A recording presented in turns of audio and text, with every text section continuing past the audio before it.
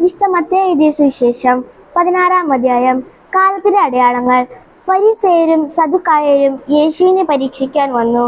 തങ്ങൾക്ക് സ്വർഗത്തിൽ നിന്ന് ഒരടയാളം നൽകണമേ എന്ന് അവൻ അവരോട് ആവശ്യപ്പെട്ടു. അവൻ പ്രതിവചിച്ചു, വൈകുന്നേരം നിങ്ങൾ പറയുന്നു, ആകാശം ചമ്മന്നിരിക്കുന്നു, കാലാവസ്ഥ പ്രസന്നമായിരിക്കുന്നു.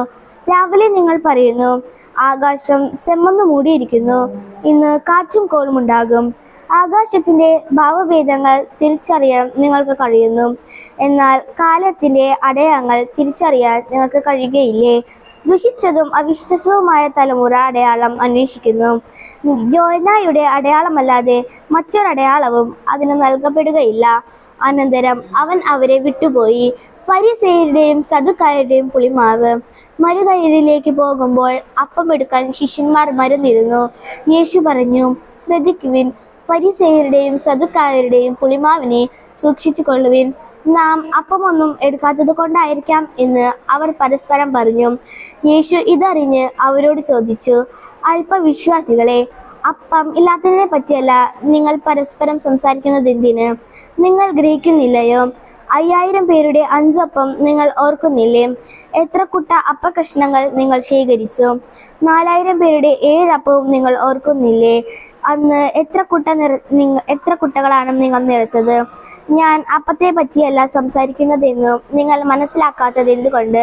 ഫരിസേയരുടെയും സദുക്കായരുടെയും പുളിമാവിനെ സൂക്ഷിച്ചു കൊള്ളുവിൻ. അപ്പത്തിന്റെയും പുളിമാവിന്റെയും ഫരിസേയരുടെയും സദുക്കായരുടെയും പ്രബോധനത്തെ പറ്റിയാണ് സൂക്ഷിച്ചു കൊള്ളാൻ അവൻ അരുൾ ചെയ്തതെന്ന് അവർക്ക് അപ്പോഴാണ് മനസ്സിലായത്. പത്രോസിന്റെ വിശ്വാസ പ്രഖ്യാപനം. യേശു കെസരിയ ഫിലിപ്പി പ്രദേശത്ത് എത്തിയപ്പോൾ ശിഷ്യന്മാരോട് ചോദിച്ചു, മനുഷ്യപുത്രൻ ആരാണെന്നാണ് ജനങ്ങൾ പറയുന്നത്?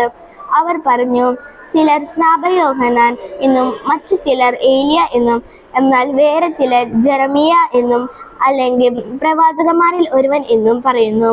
അവൻ അവരോട് ചോദിച്ചു, എന്നാൽ ഞാൻ ആരെന്നാണ് നിങ്ങൾ പറയുന്നത്? ശിമയോൻ പത്രോസ് പറഞ്ഞു, നീ ജീവനുള്ള ദൈവത്തിന്റെ പുത്രനായ ക്രിസ്തുവാണ്. യേശു അവനോട് അരുൾ ചെയ്തു, യോനായുടെ പുത്രനായ ശിമയോനെ, നീ ഭാഗ്യവാൻ. മാംസരക്തങ്ങളല്ല, സ്വർഗസ്ഥനായ എൻ്റെ പിതാവാണ് നിനക്ക് ഇത് വെളിപ്പെടുത്തി തന്നത്. ഞാൻ നിന്നോട് പറയുന്നു, നീ പത്രോസാണ്. ഈ പാറമേൽ എൻ്റെ സഭ ഞാൻ സ്ഥാപിക്കും. നരക കവാടങ്ങൾ അതിനെതിരെ പ്രബലപ്പെടുകയില്ല. സ്വർഗരാജ്യത്തിന്റെ താക്കോലുകൾ നിനക്ക് ഞാൻ തരും.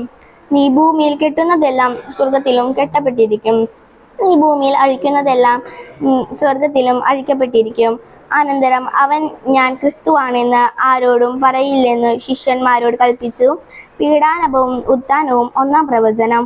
അപ്പോൾ മുതൽ യേശു തനിക്ക് ജെറുസലേമിലേക്ക് പോകേണ്ടിയിരിക്കുന്നുവെന്നും ശ്രേഷ്ഠന്മാരിൽ നിന്നും പ്രധാന പുരോഹിതന്മാരിൽ നിന്നും നിയമജ്ഞരിൽ നിന്നും വളരെയേറെ സഹിക്കേണ്ടിയിരിക്കുന്നു എന്നും താൻ വധിക്കപ്പെടുമെന്നും എന്നാൽ 3-ാം ദിവസം ഉയർക്കപ്പെടുമെന്നും ശിഷ്യന്മാരെ അറിയിച്ചു തുടങ്ങി. പത്രോസ് അവനെ മാറ്റി നിർത്തി തടസ്സം പറയാൻ തുടങ്ങി. ദൈവം കനിയട്ടെ, കർത്താവേ, ഇതൊരിക്കലും നിനക്ക് സംഭവിക്കാതിരിക്കട്ടെ. യേശു തിരിഞ്ഞ് പത്രോസിനോട് പറഞ്ഞു, സാത്താനെ, എൻ്റെ മുമ്പിൽ നിന്ന് പോകൂ, നീ എനിക്ക് പ്രതിബന്ധമാണ്. നിന്റെ ചിന്ത ദൈവികമല്ല, മാനുഷികമാണ്. യേശു ശിഷ്യന്മാരോട് അരുൾ ചെയ്തു, ആരെങ്കിലും എന്നെ അനുഗമിക്കാൻ ആഗ്രഹിക്കുന്നുവെങ്കിൽ അവൻ തന്നെ പ്രതിവചിച്ച് തൻ്റെ കുരിശുമെടുത്ത് എന്നെ അനുഗമിക്കട്ടെ. സ്വന്തം ജീവൻ രക്ഷിക്കുവാൻ ആഗ്രഹിക്കുന്നവൻ അത് നഷ്ടപ്പെടുത്തും. എന്നാൽ ആരെങ്കിലും എനിക്ക് വേണ്ടി സ്വജീവൻ നഷ്ടപ്പെടുത്തിയാൽ അവൻ അത് കണ്ടെത്തും.